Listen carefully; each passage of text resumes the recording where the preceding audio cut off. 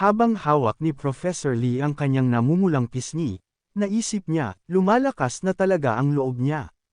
Noong una sa bahay habang kumakain, tapos sa opisina, at ngayon may gana na siyang halikan ako ng diretsyo. Ang batang to. Pagkatapos noon, agad siyang tumalikod at nahihiyang tumakbo palayo habang sinasabi kay Shen Yuan, masamang estudyante ka talaga. Pagkaalis ni Professor Lee, biglang tumawag si Chen na. Medyo balisa ang boses niya, Shen Yuan, nasa school ka ba? Naiwan ni Ms. Lin Yuchang ang ilang gamit sa cafe. Pwede mo ba siyang papasukin?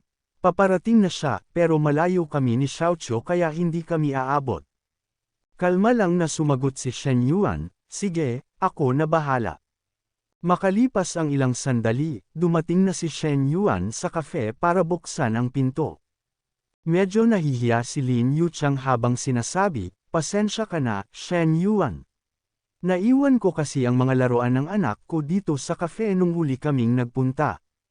Magalang niyang binuksan ang pinto, ayos lang yan, maliit na bagay lang. Pagkapasok nila, agad niyang binuksan ang mga ilaw para mas madaling makahanap si Lin Yuchang. Habang pinupulot ang mga laruan, medyo naiinis na reklamo ni Lin Yuchang, lahat ng to iniwan ng anak ko habang naglalaro siya dito. Kalat-kalat pa talaga, tahimik lang na nakatayo si Shen Yuan sa likod niya, habang lihim na ninanamnam ang tanawin. Masaya siyang nagsabi, walang problema, maghanap ka lang ng dahan-dahan. Ilang taon na ba ang anak mo? Habang nilalagay sa bag ang mga laruan, sumagot si Lin Yuchang, 3 taon na. Medyo makulat talaga.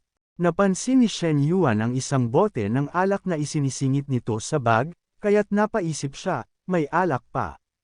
Ibig sabihin ba, madalas siyang nag-iinom mag-isa rito?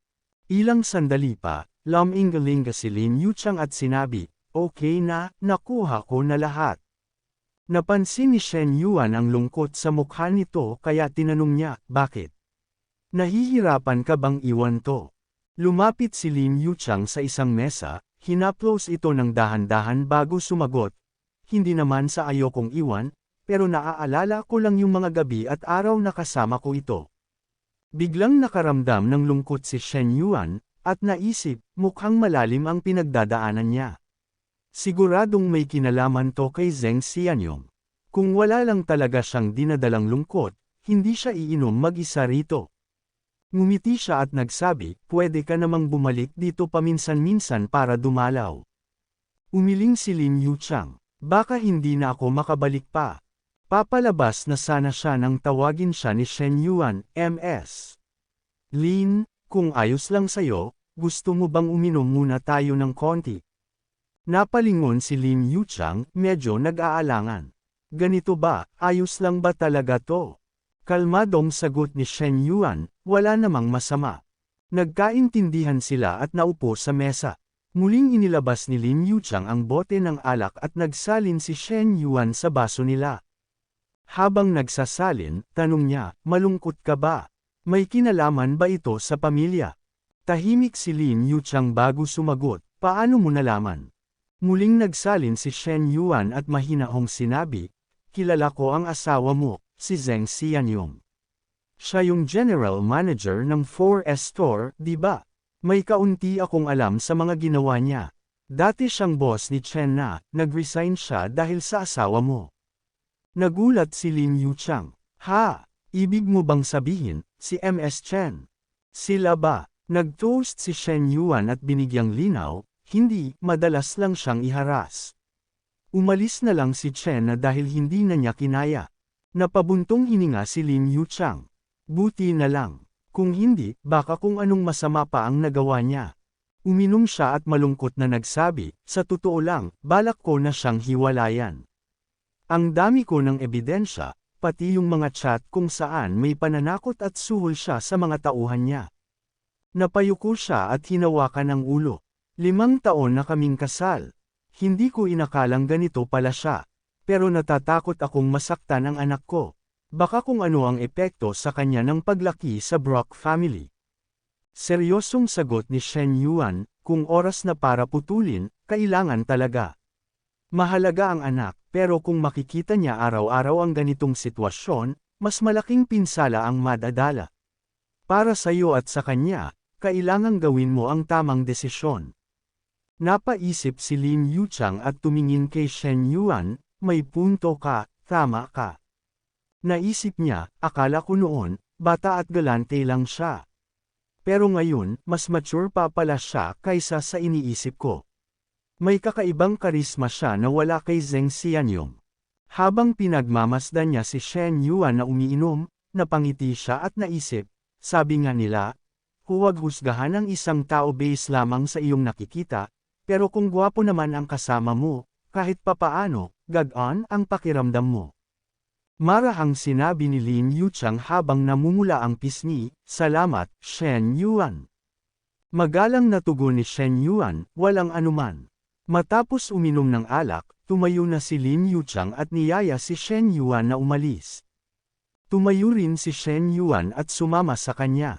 Habang papalakad na si Lin Yuchang, bigla siyang natapilok, marahil ay dahil sa dami ng nainom. Agad siyang sinalo ni Shen Yuan, mag-ingat ka. Napatingin si Lin Yuchang sa kanya at nahihiyang nagsabi, pasensya na.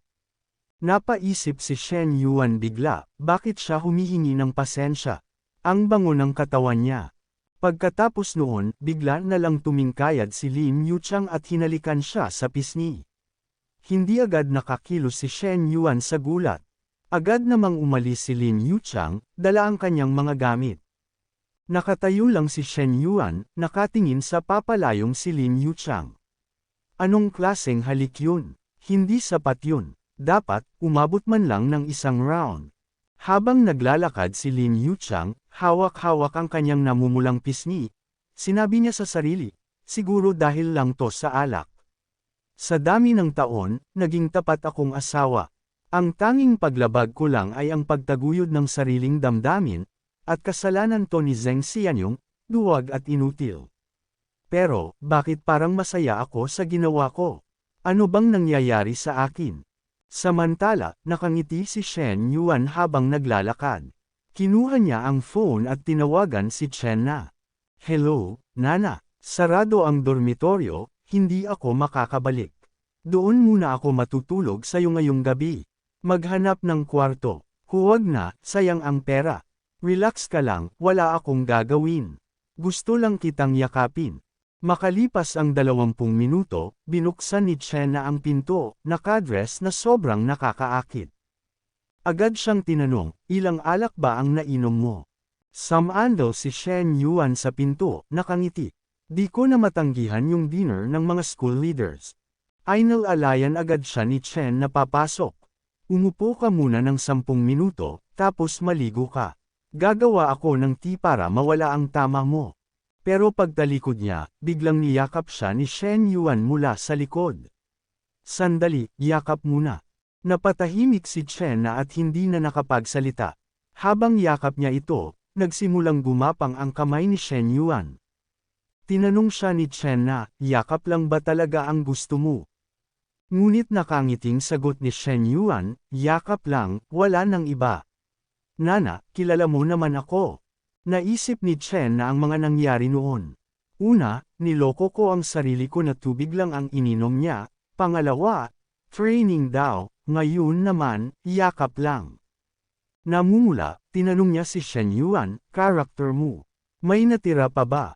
Pagkatapos noon, pumasok na sila sa kwarto.